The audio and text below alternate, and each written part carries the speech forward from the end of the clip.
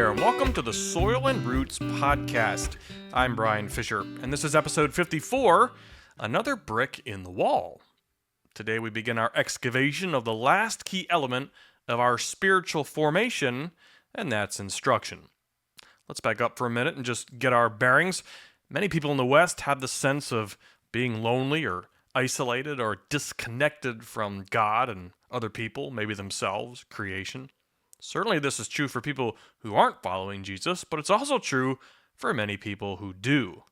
Our church life may be great, but many of us are wondering if there is something more to the Christian life than a weekly worship event, some private devotions, a Bible study, something deeper, something almost intangible.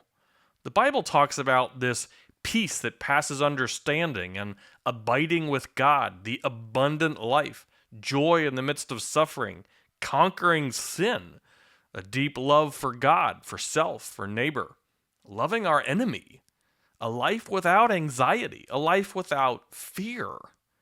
The Bible seems to paint a picture of life that's just so free, but that freedom seems really hard to grasp. Do I sense God's presence that deeply? Can I really conquer these lifelong habitual sins? Can I envision a life without fear? A life without anxiety? Let's face it, that type of life sounds more like an aspirational fantasy or like life in some monastery compared to the lives we often lead. And we tend to cover up this underlying sense that there's more to the Christian life with any of the innumerable distractions available to us today. Busyness, leisure, eating, exercise, running our kids around and living our lives through them.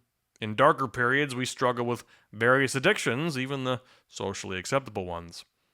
Yet the yearning in our hearts remain. We long to know and we long to be known. And that longing tends to pop up in our heart view indicators, whether we want it to or not. In our thought life, our actions, our words, how we use our time and money, our relationships, even our health. At Soil and Roots, we've been exploring this disconnect between what the Bible paints as the deep Christian life with what many of us actually experience. And we started off by digging into the concept of ideas. These concepts, assumptions, principles that govern us, but of which we're typically unaware. Now, admittedly, this exploration of ideas is not the normal approach to uncovering biblical reality in the human heart, and I admit it takes some time to get our arms and brains around them, but philosophers and theologians have been exploring ideas and their role in individuals and communities and nations, religions and cultures for a very long time. We may recognize some names such as Plato, Descartes, Nietzsche, Augustine, Aquinas, Kierkegaard, Calvin. American pastor and theologian A.W. Tozer commented on the depth and the power of ideas when he wrote, quote, that our idea of God corresponds as nearly as possible to the true being of God is of immense importance to us. Compared with our actual thoughts about him, our creedal statements are of little consequence. Our real idea of God may lie buried under the rubbish of conventional religious notions and may require an intelligent and vigorous search before it's finally unearthed and exposed for what it is. Only after an ordeal of painful self-probing are we likely to discover what we actually believe about God. End quote. These ideas, these bedrock and somewhat mysterious things in our hearts, play a huge role in how we relate, how we function, how we exist. And they're deeply tied to our relationship with God. Philosopher and theologian Dallas Willard taught that the journey of a disciple is the progressive transformation of these ideas. So there's a connection between this sense that there's more to the Christian life and the exploration of these hidden ideas. But because we tend to be so content with the surface things, we generally won't go exploring our spiritual journey to freedom and the presence and the power of these ideas unless we're whacked in the head with some sort of crisis. And even then, we're tempted to turn back and take it easy. C.S. Lewis famously wrote, quote, we are half-hearted creatures, fooling about with drink and sex and ambition when infinite joy is offered us, like an ignorant child who wants to go on making mud pies in the slum because he cannot imagine what is meant by the offer of a holiday at the sea. We are far too easily pleased. End quote. Ideas settle into nations, cultures, religions, and result in major social and cultural changes and paradigms. Part of our struggle to experience a deeper, more formative experience with Jesus is that we've been born into an era that struggles with three primary problems, all of which are the result of widespread, deeply impactful ideas. As you've probably heard, the three primary problems are the forgotten kingdom, the discipleship dilemma, and the formation gap. Over the last few hundred years, the West has so reduced, so minimized, so neutered the idea of Jesus, many people assume he just came to rescue individual persons from eternal punishment. So as long as we pray some kind of prayer or walk down the aisle at a service, we've punched our ticket to heaven and we're good to go. We'll check in with Jesus once in a while, and we look forward to floating on some ethereal plane in a disembodied state with him for all eternity once we're dead. That actually sounds terribly boring. The idea of the grand narrative of the Bible is far more than our personal salvation. Jesus is the king of the entire cosmos. He has been given all authority to reign it. He is right now making all things new. He is right now putting all enemies under his feet. The prevailing, often unconscious idea in Christianity today is that the body and this world are both inherently bad and must be escaped. It's a rather odd idea, considering that God saw that his created world and human beings were good, in fact, very good. That's at least what Genesis tells us. It also raises the question that if both the body and the earth are bad, why did God come with a body to the earth in order to save it? Modern Christianity has forgotten the kingdom. When Jesus came, he announced to the darkness that his kingdom of light had come and that he was here to take his stuff back. All of his stuff. Because we've reduced the idea of Jesus to our own personal savior and are not sure how to embrace him as the reigning king of the cosmos, this can make our discipleship rather difficult.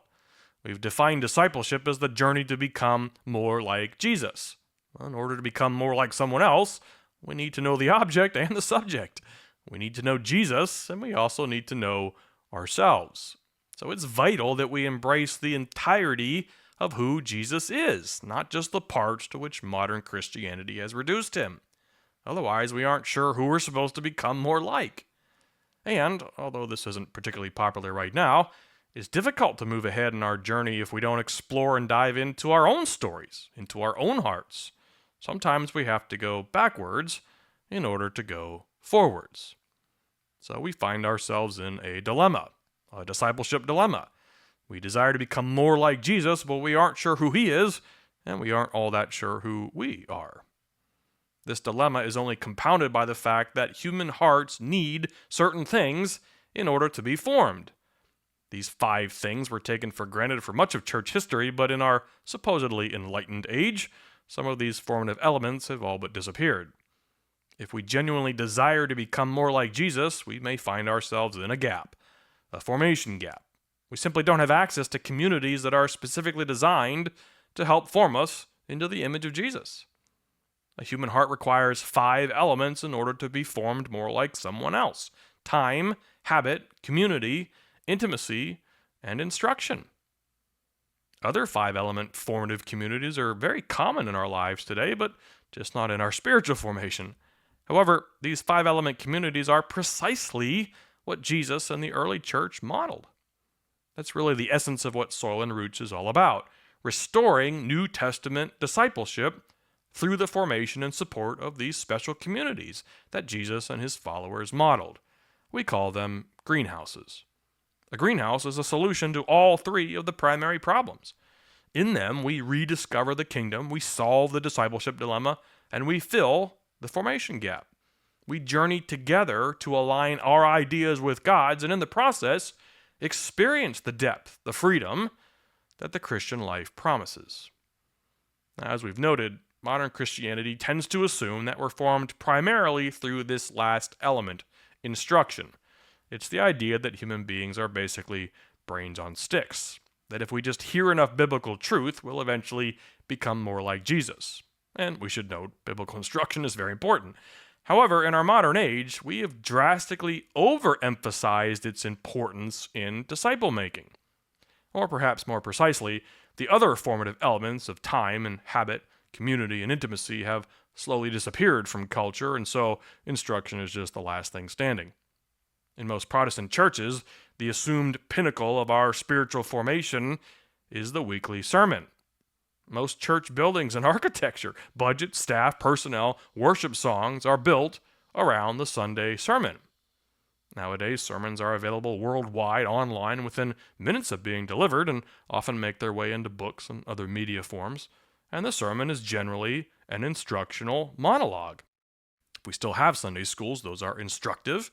Most small group programs are based around studying the Bible or some other related book. Those are instructive.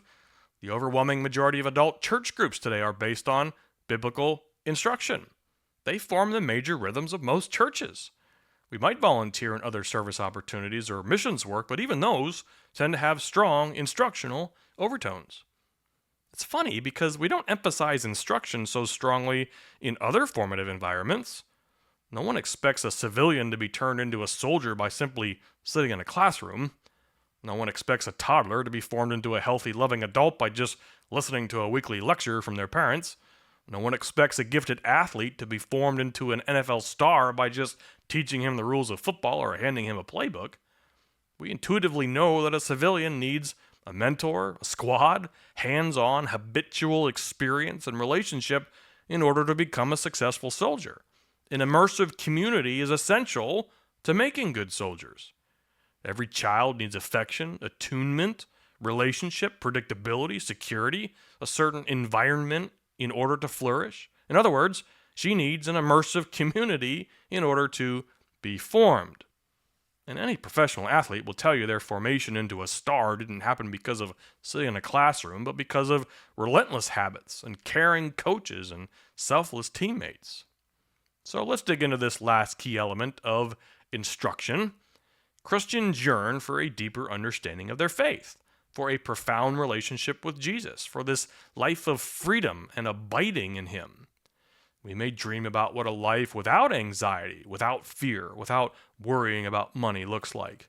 Or, more positively, what a constant sense of God's presence and two-way communication with Him might look like. A life consumed with God and fully directed by the Holy Spirit.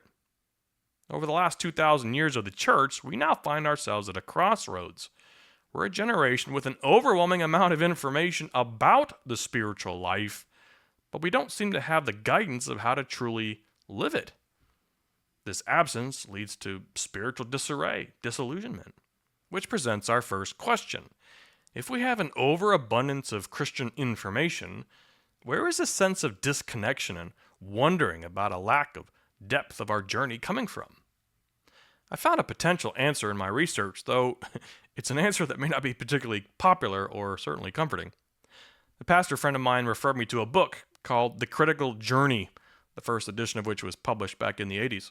The authors, Janet Hagberg and Robert Gulich, suggested that our journey of spiritual formation, of discipleship, can actually be broken down into 6 stages. That's not that we move through these stages in a line. We may bounce in between a few or skip one or two. We may spend years in just one stage, but here they are.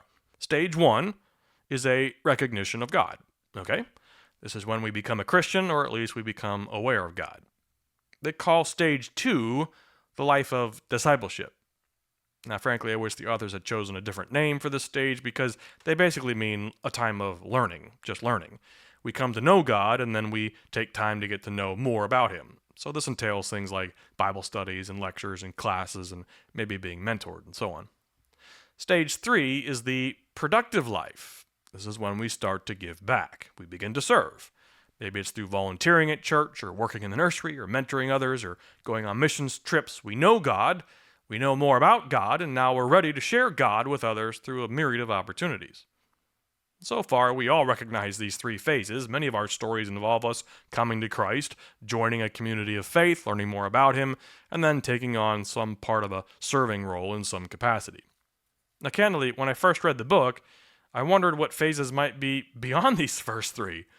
I thought the first 3 was all there was. We're introduced to God, we learn about God, and then we go serve God. Well, I was very wrong. Stage 4 is called the inward journey. Quote, "It almost always comes as an unsettling experience, yet results in healing for those who continue through it. Until now, our journey has had an external dimension to it. Our life of faith was more visible, more outwardly oriented, even though things certainly were happening inside us. At this stage, we face abrupt change to almost the opposite mode. It's a mode of questioning, exploring, falling apart, doubting, dancing around the real issues, sinking in uncertainty, and indulging in self-centeredness, end quote. Near the end of this stage 4, the inward journey, is what they call the wall. St. John of the Cross called this type of experience the dark night of the soul. Quote, "The wall represents the place where another layer of transformation occurs, and a renewed life of faith begins for those who feel called and have the courage to move into it. This experience is perhaps the most poignant example of mystery in the whole journey of faith. Experiencing the wall is both frightening and unpredictable," end quote. They cite some biblical examples of the wall to give us some context. So, Jonah in the belly of the whale, Job in the midst of his illness, Elijah when he hid in the cave, Sarah being barren for so long and finally giving up and giving Hannah to her husband. The wall is often brought on by some sort of crisis, a job loss, a cancer diagnosis, a death in the family, divorce, betrayal, a move, wondering if our career or our ministry or our perspective is valid or right or honoring. When we hit the wall, we have a few options. We may press into it and engage in the struggle and the introspection it brings, or we may turn back and settle into a previous stage because we just aren't willing to dig beneath the surface. In some cases, a person simply abandons the faith altogether. They deconstruct. The wall is a pivotal part of our journey because it often causes us to revisit the truths and the ideas we assumed when we were younger, and we discover God in new ways. We experience Him more deeply, and that draws us into a more trusting relationship with Him. We learn to surrender. As best as I can tell, I've stumbled into the wall twice in my life. The first time, I ignored it and turned back, making sure I was incredibly busy with my family and career. The second time, I pushed into it, more out of frustration than some sense of bravery. In many respects, I'm today still in the wall. After the wall comes stage 5, which is the journey outward. And then stage 6 is what they call the life of love. If you've been listening to the podcast episodes in order, you know we've been wrestling with what a mature, intimate Christian disciple actually looks like. Is it the supernaturally overpowered Christian, or the doctrinally accurate Christian, or the placid Christian? This last stage is the book's answer to that question. The authors maintain that a deep, abiding disciple of Jesus looks a lot like him and is a lot like him. Their description of someone at stage 6, this life of love, sounds somewhat paradoxical. Quote, "At this stage, we reflect God to others in a world more clearly and consistently than we have ever thought possible. When we are at stage 6, we have lost ourselves in the equation, and at the same time, we have truly found ourselves. We are selfless. This factor allows us to do the most extraordinary things. We may figuratively wash other people's feet, or give our very lives in the service of God. We are at peace with ourselves, fully conscious of being the person God has created us to be. Obedience comes very naturally, without deliberation, because we are so immersed in God's work," end quote. They list other characteristics: wisdom gained from life's struggles, compassionate living for others, including our enemies, detachment from things and stress. They make the case that someone living in stage 6 may appear strange to the rest of us. They just aren't trying to perform or accumulate much of anything. They may appear slow.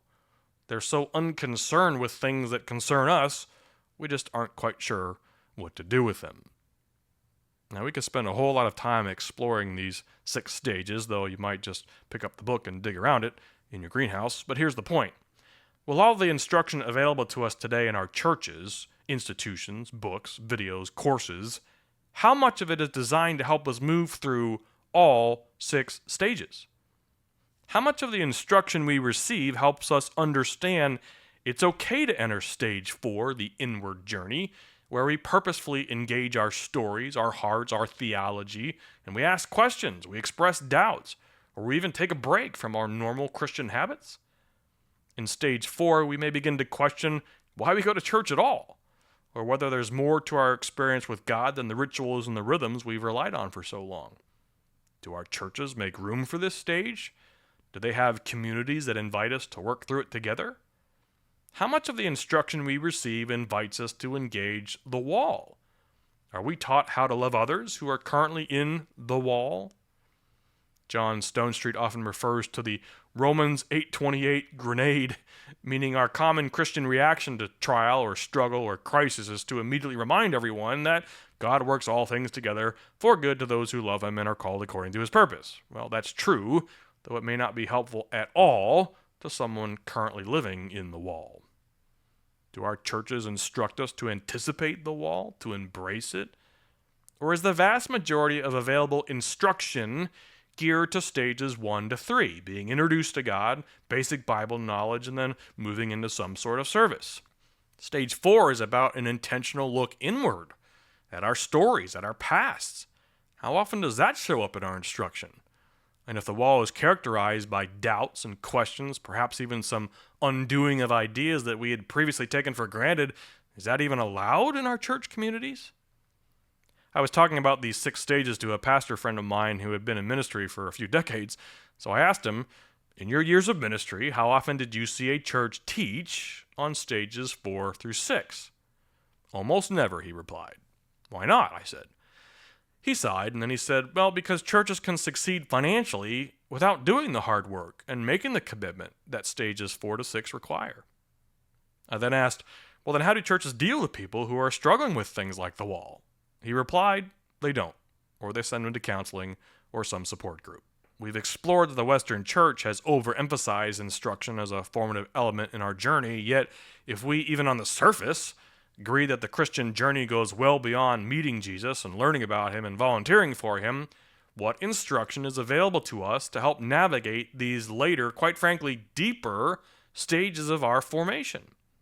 If the vision for our discipleship is to live in this stage 6, this life of love, but in order to get there, we need to take a pass through the journey inward in the wall, what sort of instruction is available to help us walk through that journey? My pastor friend's comment about the fact that most churches no longer recognize or support disciples in stages 4, 5, and 6 because, they're able to financially perpetuate themselves without doing so really bothered me. But it's hard to argue the point. These later stages, the journey inward, the wall, the journey outward, this life of love, all require a tremendous personal, if not one-on-one, commitment. Large churches certainly can't go there. There are just too many people in the congregation. Evangelizing, teaching, providing volunteer opportunities, those can all happen at scale. Those are stages 1 through 3. But exploring a person's story and sitting with them in their wall, exploring a life of love, these things aren't things to be accomplished in mass gatherings. They're time-consuming. They're messy.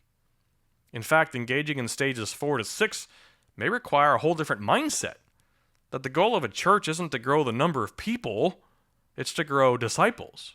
If I may, it's quality over quantity, or perhaps depth over width, or at least prioritizing depth over width. There may be a few other things in play here that stop churches from instructing us about the deeper, frankly harder, more personal stages of our formation. Colin Marshall and Tony Payne wrote a book for pastors. It's called The Trellis and the Vine.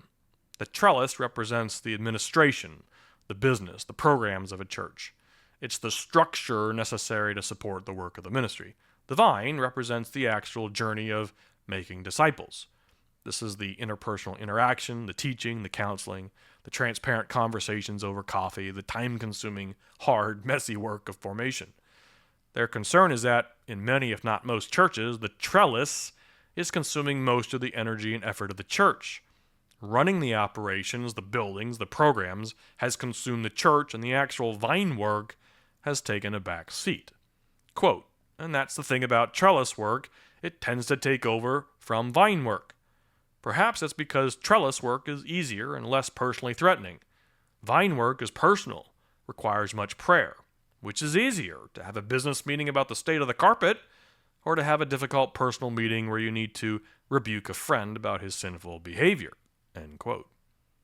They continue, the concentration on trellis work that is so common in many churches derives from an institutional view of Christian ministry. It is very possible for churches, Christian organizations, and whole denominations to be given over totally to maintaining their institutions. Indeed, it's not only possible, but routine. We explored this in some detail back in episode 12 called Supersize Me. The reality is that communities committed to genuine, deep discipleship leading to this stage 6, this life of love, are very difficult to find in most church institutions today. Churches can financially support their budgets, their programs, and their structure of their ministries by purposefully stopping their discipleship efforts at stage 3. And a church can scale quite large at that point. Church institutions, large and small, can become consumed by the trellis and neglect the vine by spending their time on denominational activities and committee meetings and conferences and events and not actually working one-on-one to make disciples who then go on to make more disciples. For many people, myself included, there comes a time when monologues and select Bible verses ripped out of context and the business of church just begin to lose their relevance. At some point, maybe it's in middle age, we realize that these rhythms certainly play a part in our formation, particularly in the beginning, but there really are deeper things of the faith, deeper parts of our story, deeper parts of our hearts, deeper questions for which the modern institutional church simply does not provide instruction or support, and in some cases, not even the permission.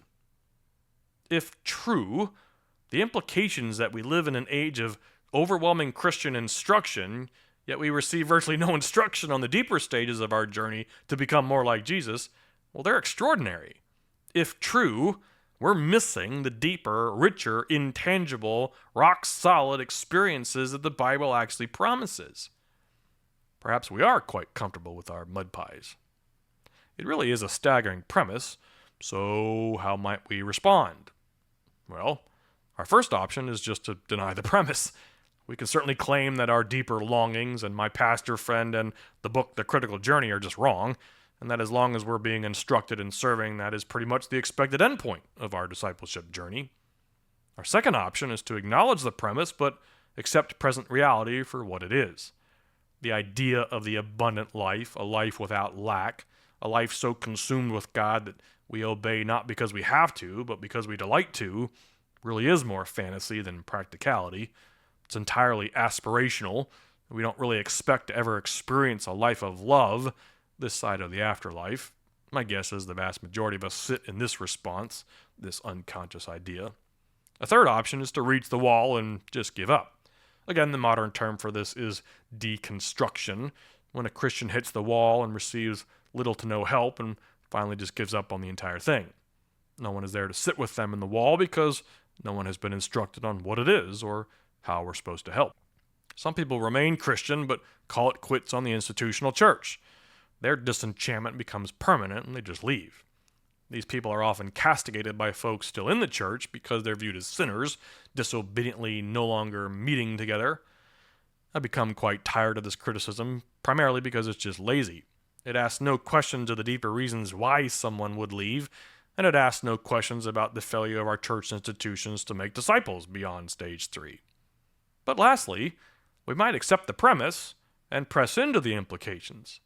If the path to becoming more like Jesus does, in fact, involve an inward journey, the wall, the outward journey, and most of our church institutions aren't set up to walk us through those later stages, what in fact can we do?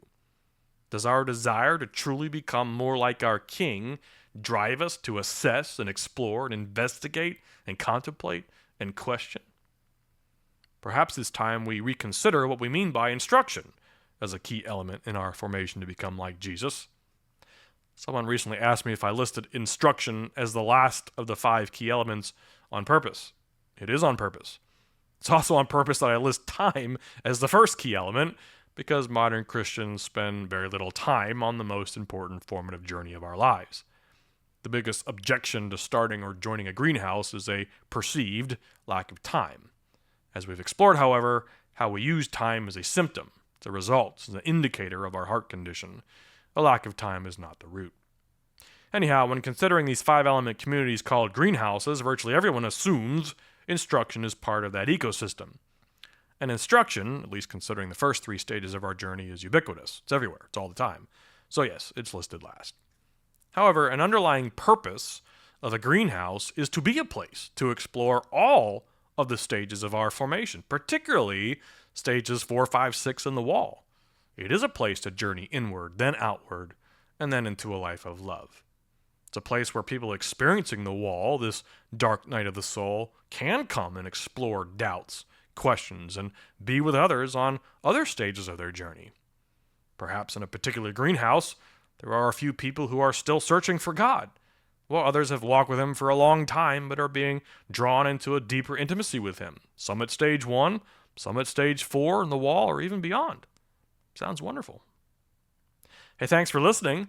For more information on soil and roots and greenhouses, go to soilandroots.org. If you like the podcast, share the podcast and give it a great rating on your favorite platform. As always, you can email us at fish@soilandroots.org. We'll see you next time.